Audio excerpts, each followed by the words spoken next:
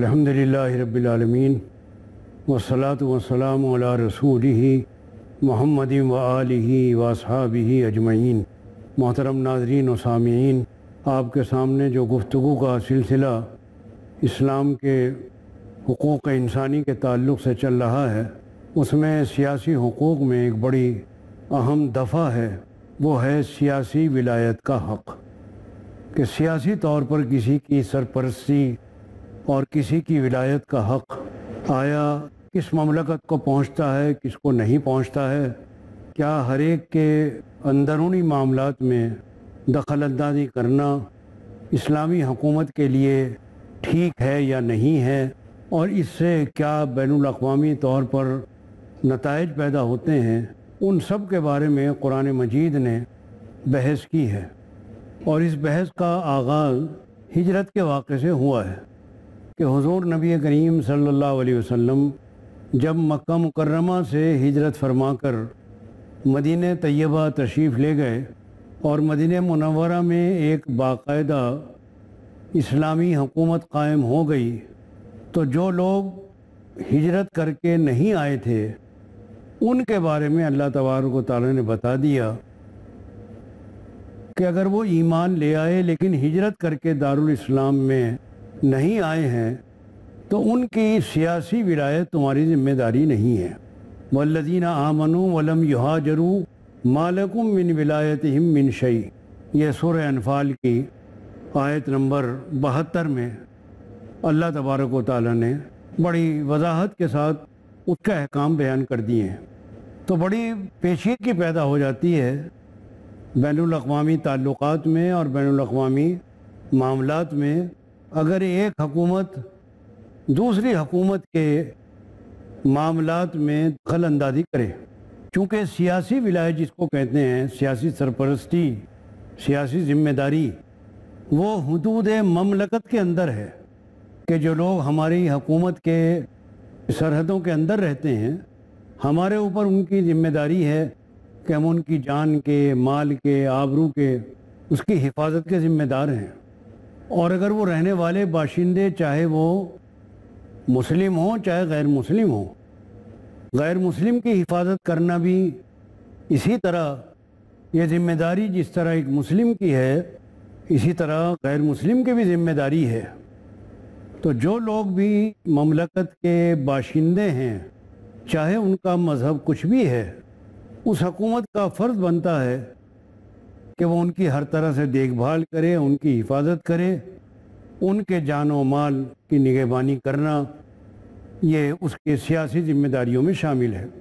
تو بعض اوقات ایسا ہوتا ہے کہ کوئی ہمارا ہم مذہب دوسری حکومت میں رہتا ہے، اس کے بارے میں اسلام کیا کہتا ہے، کیا اس کی ذمہ داری اسلامی حکومت پر ہے یا نہیں ہے؟ قرآن مجید کی یہ آیت بتلاتی ہے کہ اس کی ولایت کا حق اس حکومت کا نہیں ہے۔ جو ہجرت کر کے نہیں آئے، چاہے وہ ایمان لے آئے ہیں، لیکن اسلامی مملکت کی حدود میں وہ نہیں رہتے ہیں، ان کی ذمہ داری اسلامی حکومت کے اوپر نہیں ہے۔ تو چونکہ یہ معاملات بڑے دور تک چلے جاتے ہیں، آج آپ نے دوسری حکومت کے اندرونی معاملات میں دخل اندازی کی، کل کو وہ آپ کے اندرونی معاملات میں دخل اندازی کریں گے، وہ کہیں گے کہ صاحب آپ نے ہمارے ہاں دخل دیا تھا، ہم بھی دخل دیں گے۔ اس لیے یہ جو قانون ہے اسلام کا، یہ بڑا تحفظ دیتا ہے۔ اور اگر آپ دنیا کے اس وقت کے حالات پر یا کچھ گزرے ہوئے حالات پر نظر ڈالیں تو آپ کو اندازہ ہوگا کہ واقعی اسلام کے اس قانون میں کتنی خوبیاں ہیں، اور کس طرح اسلام نے آنے والے وقت کا بھی خیال رکھا ہے۔ اصل بات پھر کہنی پڑتی ہے کہ چونکہ اسلام کا قانون انسان کا بنایا ہوا نہیں ہے، اس پروردگار اور مالک حقیقی نے یہ دستور تیار کیا ہے جس کے لیے مستقبل، ماضی اور حال سب برابر ہیں۔ وہ مستقبل میں بھی جھانک کر اسی طرح دیکھتا ہے جس طرح حال کے زمانے کو دیکھ رہا ہے۔ انسان کی نگاہیں تو حال پر رہتی ہیں، اور حال میں بھی بہت محدود اس کی نظر ہوتی ہے، وہ سب چیزوں کو نہیں سمیٹ پاتا، اس لیے جو بھی وہ قانون بناتا ہے، چاہے وہ پارلیمنٹ مل کر بنائے، چاہے دنیا کے دانشور اپنی سمجھ اور عقل کے مطابق زور لگا کر بنائے، لیکن بہرحال وہ انسان ہے، اور انسان تو انسان ہی ہے، اس میں نقص ہوتا ہے، کمی ہوتی ہے، اس قانون کے اندر وہ کمیاں رہ جاتی ہیں، اور پھر آنے والے وقت میں جب وہ سامنے آتی ہیں تو پتہ لگتا ہے کہ یہ تو بہت ناقص قانون تھا، اس لیے اس میں تبدیلیاں ہوتی رہتی ہیں۔ لیکن اللہ کے قانون میں چونکہ اس کا بنایا ہوا ہے، اور وہ پیش آنے والے حالات کو بھی اسی طرح سامنے رکھتا ہے جس طرح اس کے سامنے حال ہے، اور بندوں کی ضروریات، ان کی نفسیات اور ان واقعات کو جو آئندہ پیش آئیں گے جو ہمارے خواب و خیال میں بھی نہیں ہیں، وہ سب اللہ کے علم میں ہے۔ اس لیے وہ بڑا مکمل اور بڑا جامع اور ہر طرح کے نقائص سے پاک ایک دستور بنا کر ہمارے سامنے رکھ دیتا ہے، اور ہم سے صرف اتنا مطالبہ کرتا ہے کہ دیکھو یہ بنا دیا ہے، تم اس پر چلو۔ بس چلنے کا مطالبہ کرتا ہے، بنانے کا مطالبہ نہیں کرتا وہ کہ بناؤ بھی تم اور چلو بھی تم۔ تو کہتے چلو تم، بنا دیں ہم۔ تو بنا بنایا اگر کسی کو مکان مل جائے اور اس کو بنانے کی زحمت نہ اٹھانی پڑے، اور اس مکان میں تمام ضروریات کا پورا لحاظ رکھا گیا ہو، تو اس سے زیادہ فائدے کی کیا بات ہے کہ ایک مکمل بنایا مکان انسانوں کی رہائش کے لیے، ان کے آرام کے لیے اور ان کے فائدے کے لیے اللہ تبارک و تعالیٰ نے تیار کر کے دے دیا ہے کہ آؤ اور بس رہ لو۔ اب اسی قانون کو دیکھ لیجئے آپ، اگر آپ اس پر ذرا حالات کی مطابقت دیکھیں تو آپ کو اندازہ ہوگا کہ ہمارے پڑوسی ملک کے جو اس وقت حالات ہیں، وہاں اگر ہم دخل اندازی کرتے ہیں اور یہ چاہتے ہیں کہ وہاں وہی چیزیں آئیں جو ہماری پسند کی ہیں، تو کتنی اس کے اندر پریشانی پیش آتی ہے، کتنی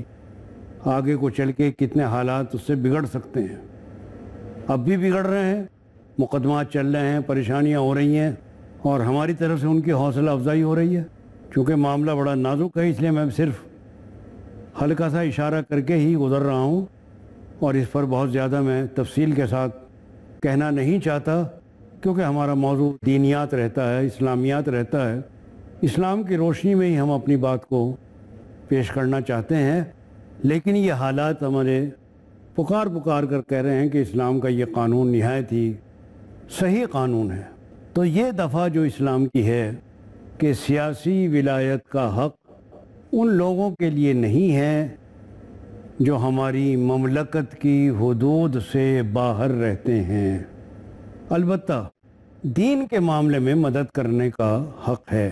اسی آیت میں جو میں نے آپ کے سامنے پڑھی تھی، آگے چل کر اللہ تعالیٰ نے فرمایا اِنْ اسْتَنْصَرُوكُمْ فِي الدِّينِ فَعَلَيْكُمُ النَّصْرُ۔ ہاں، اگر دین کے معاملے میں وہ مدد کے طلبگار ہوں تو تم ان کی مدد کر سکتے ہو۔ دین کے معاملے میں مدد کا مطلب کیا ہے؟ دین کے معاملے میں مدد کا مطلب یہ ہے کہ کوئی شخص ہماری مملکت کی حدوں سے باہر کسی ملک میں رہتا ہے، اگر وہاں اس کو اس کے مذہب پر چلنے کی آزادی نہ ملے، مثلا وہاں کی حکومت کہہ دے کہ تم یہاں نماز نہیں پڑھ سکتے، یا تم یہاں روزہ نہیں رکھ سکتے، یہاں تم مسلمان بن کر نہیں رہ سکتے، اگر وہ اس طرح کا جبر کا معاملہ کرنے لگے، تب ہمیں یہ حق ہے کہ ہم اس مملکت سے گفتگو کریں اور اپنا اثر رسوخ استعمال کر کے ان سے یہ کہیں کہ دیکھو یہ حق ان کا ملنا چاہیے۔ یعنی جو مذہبی آزادی حقوق انسانی میں شامل ہے، جس طرح سب کو مذہبی آزادی ہے، ان کو بھی آزادی ہے۔ تو اگر کوئی ملک ایسا ہو کہ وہ اپنی حدود سلطنت میں دین پر عمل کرنے کی آزادی اور اجازت نہ دے، تو اسلامی حکومت کو یہ بات کرنے کا حق پہنچتا ہے کہ تم اپنے لوگوں پر یہ ظلم اور زیادتی مت کرو۔ وہ اگر اپنی عبادات کرنا چاہتے ہیں، ان کو عبادت کرنے کا حق دو، اگر وہ اپنے طریقے پر عمل کرنا چاہتے ہیں، اس طریقے پر ان کو عمل کرنے کی اجازت دو، تاکہ وہ وہاں مسلمان بن کر رہ سکیں۔ اس حق کے بارے میں ہم وقفے کے بعد انشاءاللہ عرض کریں گے اور بتائیں گے کہ وہ حق جو ہے وہ سیاسی ولایت کا حق نہیں ہے، ایک دوسرا حق ہے۔ آپ تھوڑی دیر کے لیے ہمیں اجازت دیں، اور انتظار فرمائے، ہم ابھی حاضر خدمت ہوتے ہیں۔ محترم ناظرین، وقفے کے بعد ہم پھر آپ کی خدمت میں حاضر ہو گئے ہیں، اور ہمارا جو موضوع گفتگو ہے وہ آپ کے ذہن میں ہوگا کہ ہم یہ بات کر رہے تھے کہ سیاسی ولایت کا حق ان لوگوں کے واسطے نہیں ہے جو ہماری اسلامی مملکت کی حدوں سے باہر رہتے ہوں، البتہ دین کے معاملے میں مدد کرنے کا حق ہے۔ اسی آیت میں جو میں نے آپ کے سامنے پڑھی تھی، آگے چل کر اللہ تعالیٰ نے فرمایا إِنِ اسْتَنْصَرُوكُمْ فِي الدِّينِ فَعَلَيْكُمُ النَّصْرُ۔ ہاں، اگر دین کے معاملے میں وہ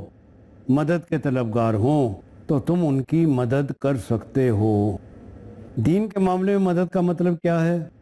دین کے معاملے میں مدد کا مطلب یہ ہے کہ کوئی شخص ہماری مملکت کی حدوں سے باہر کسی ملک میں رہتا ہے، اگر وہاں اس کو اس کے مذہب پر چلنے کی آزادی نہ ملے، مثلا وہاں کی حکومت کہہ دے کہ تم یہاں نماز نہیں پڑھ سکتے، یا تم یہاں روزہ نہیں رکھ سکتے، یہاں تم مسلمان بن کر نہیں رہ سکتے، اگر وہ اس طرح کا جبر کا معاملہ کرنے لگے، تب ہمیں یہ حق ہے کہ ہم اس مملکت سے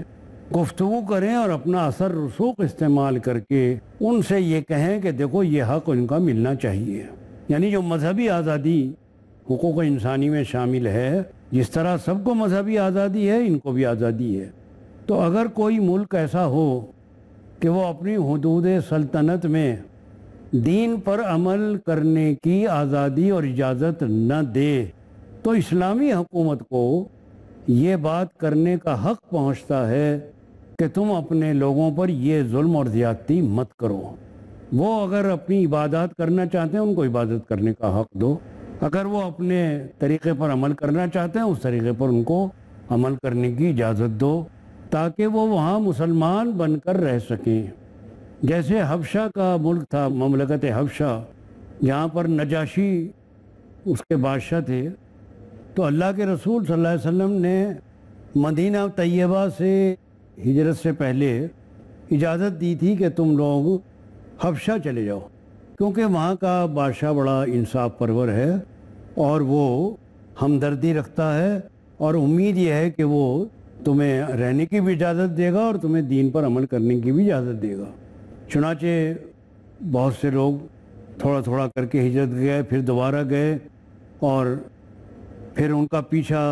مکے کے لوگوں نے کیا اور نجاشی کے دربار میں جا کر ان کی شکایت کی۔ نجاشی نے دونوں کی باتیں سنی، اور سننے کے بعد مسلمانوں کو اپنے ملک میں رہنے کی اجازت دی اور ان کو اس کی آزادی دی کہ وہ مسلمان بن کر رہیں۔ چنانچہ وہاں مسلمان اپنے شاعر پر، اپنے طریقوں پر عمل کر کے رہتے تھے، حالانکہ مملکت عیسائی تھی، نجاشی اس وقت تک عیسائی تھے، لیکن وہ فراخ دل تھے اور انصاف پرور تھے۔ انہوں نے مسلمانوں کو جگہ بھی دی اور ان کو مذہبی آزادی بھی دی۔ تو اگر ایسی کوئی شکل ہو تو پھر اجازت دی ہے کہ تم ان سے گفتگو کر سکتے ہو اور ان کو کہہ سکتے ہو کہ تم مسلمانوں کو اپنے طریقے پر عمل کرنے کی اجازت دو۔ سیاسی طور پر دخل اندازی نہیں ہوگی، لیکن دینی معاملات میں ہم ان سے بات چیت کر سکتے ہیں۔ اس کو دخل اندازی سیاسی نہیں کہا جائے گا۔ وَإِنِ اسْتَنْصَرُوكُمْ فِي الدِّينِ فَعَلَيْكُمُ النَّصْرُ۔ ہاں، دین کے معاملے وہ تم سے اگر مدد کے طلبگار ہوں تو تم ان کی مدد کرو، لیکن مدد ان کے مقابلے میں نہ ہو جن سے تمہارا معاہدہ ہو۔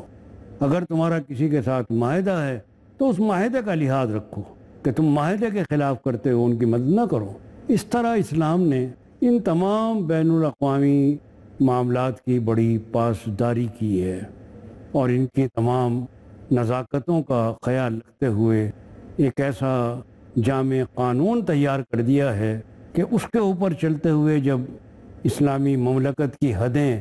لاکھوں میل پر پھیل رہی تھیں اور مغرب کے دروازے پر دستک دے رہی تھیں، تو کوئی حصہ اسلامی مملکت کا ایسا نہ تھا کہ جہاں لوگوں کو انصاف نہ ملتا ہو اور لوگ اطمینان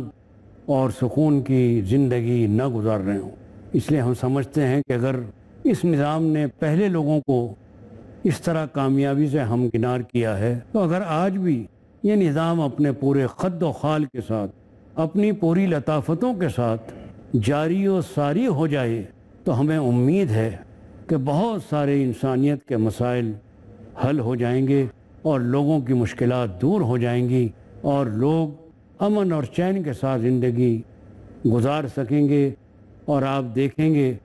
کہ اس کے سائے میں لوگ اس طرح رہیں گے جیسے کوئی بارش میں چھتری لے کر کھڑا ہو جائے اور بارش سے محفوظ ہو جاتا ہے، اسی طرح اسلام کی چھتری کے اندر آنے کے بعد انشاءاللہ ہم پوری توقع رکھتے ہیں کہ تمام یہ مسائل اور یہ دشواریاں جن سے عالم انسانیت گزر رہا ہے انشاءاللہ دور ہو جائیں گی اور انسانیت کا کنبہ چین و امن کے ساتھ اپنی زندگی بسر کر سکے گا۔ ہماری یہ تمنا صرف تمنا ہی نہیں ہے، صرف آرزو ہی نہیں ہے، بلکہ ہم اس کو عملی شکل میں دیکھنا چاہتے ہیں، اور ہم یہ بھی جانتے ہیں کہ جہاں جہاں کچھ حصہ بھی اسلام کا ہے آج بھی وہاں امن چین موجود ہے۔ اگر آپ دنیا کے خطوں پر نظر ڈالیں، دنیا کے ملکوں پر نگاہ کریں تو آپ دیکھیں گے کہ جن ملکوں میں تھوڑا بہت اسلام کا طریقہ ہے الحمدللہ وہ حکومتیں اور وہ علاقے آج بھی بہتر حالات سے گزر رہے ہیں۔ وہاں چوریاں نہیں ہوتی، وہاں ڈاکے نہیں ہوتے، وہاں بے شرمی اور بے حیائیاں نہیں ہیں، وہاں زناکاریاں نہیں ہوتی، بدکاریاں نہیں ہوتی، اس لیے کہ وہاں ایک حد تک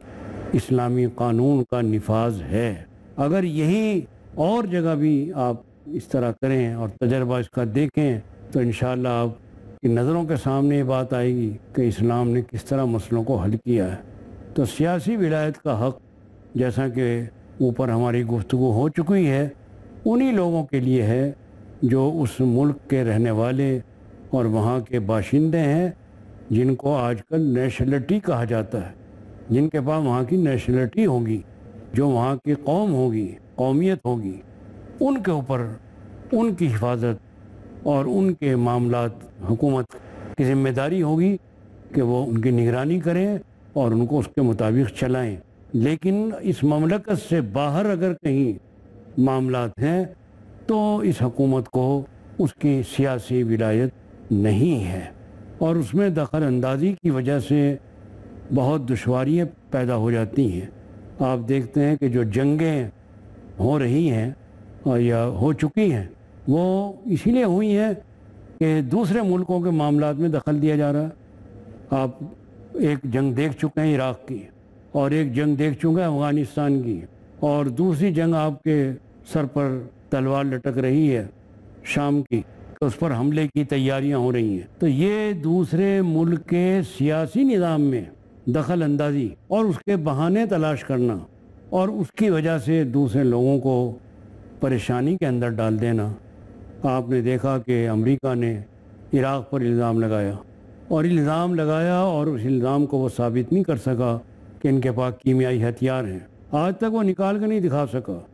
اس پورے ملک کو تباہ و برباد کر دیا اس نے۔ آج تک وہ اٹھ نہیں سکا ہے، اپنے پیروں پر کھڑا نہیں ہو سکا ہے، اور ایک بہانہ بنایا تھا اس نے صرف۔ تو یہ اپنی طاقت کے زوم میں دوسروں کے اوپر زیادتی کرنے والی بات ہے، ورنہ اسلام قطعی اس بات کی اجازت نہیں دیتا، اور بین الاقوامی جو قانون ہے اقوام متحدہ جو انسانی حقوق کی پاسداری کر رہی ہے، انسانی حقوق کی پاسداری اگر اقوام متحدہ دیانتداری کے ساتھ کرے اور اس کے اندر جانبداری نہ ہو تو ہم امید رکھتے ہیں کہ دنیا کے حالات میں اتنی ابتری پیدا نہیں ہوگی جتنی اس وقت دیکھنے میں آ رہی ہے۔ چند ملکوں نے اس کو اپنی منوپلی بنایا ہوا ہے، جن کو ویٹو کا حق ہے۔ باقی جو ملک ہیں ان کو کوئی حق نہیں ہے۔ کوئی قرارداد پیش ہوتی ہے اور وہ قرارداد بالکل صحیح ہوتی ہے، کسی ملک کی مذمت کی جاتی ہے کہ اس نے زیادتی کی ہے، یہ زیادتیاں کر رہا ہے، اگر وہ قرارداد پاس نہ کرنی ہو تو کچھ ملک مل کے ویٹو کر دیتے ہیں۔ خاص طور پر اس معاملے میں امریکہ بہت آگے بڑھ جاتا ہے، اس کو ویٹو کر کے ختم کر دیں گے۔ اس طرح وہ اسمبلی میں اور اقوام متحدہ میں قرارداد پاس ہونا نہ ہونا برابر ہو جاتا ہے، اور اگر پاس ہو جائے تو اس پر عمل نہیں ہو پاتا۔ نہ جانے کتنی قراردادیں اقوام متحدہ نے پاس کی ہیں، حقوق انسانی کی خلاف ورزی مملکت اسرائیل سب سے زیادہ کرتی رہی ہے، سب سے زیادہ، لیکن کوئی اس کے اوپر ہاتھ ڈالنے کو تیار نہیں ہوتا، کیونکہ امریکہ کی پشت پناہی پوری طرح ہے کہ یہ جو انسانی حقوق کی خلاف ورزی ہو رہی ہے، غزہ اور فلسطین کے لوگوں کو کس طرح سے تباہ و برباد کیا جا رہا ہے، ان کو جینا ان کا حرام کیا جا رہا ہے، ان کے نوجوانوں کا قتل عام کیا جا رہا ہے، ان کی بستیوں کو تباہ و برباد کیا جا رہا ہے، سب جانتے ہیں کہ ان کے اوپر زیادتی ہو رہی ہے۔ تو صرف بات اس کی نہیں ہے، بلکہ یہ ہے کہ واقعتاً ان حقوق کے اوپر عمل بھی ہونا چاہیے۔ تو سیاسی ولایت کا حق کی بات آئی ہے اور اس پر گفتگو ہوئی ہے، اور اس سے بین الاقوامی حالات ہمارے سامنے آئے ہیں۔ ہم انشاءاللہ پھر اس کے آگے جو انسانی حقوق ہیں اس کے بارے میں مزید گفتگو کریں گے۔ اللہ تعالی ہمیں توفیق عطا فرمائے۔ آخر دعوانا الحمدللہ رب العالمین۔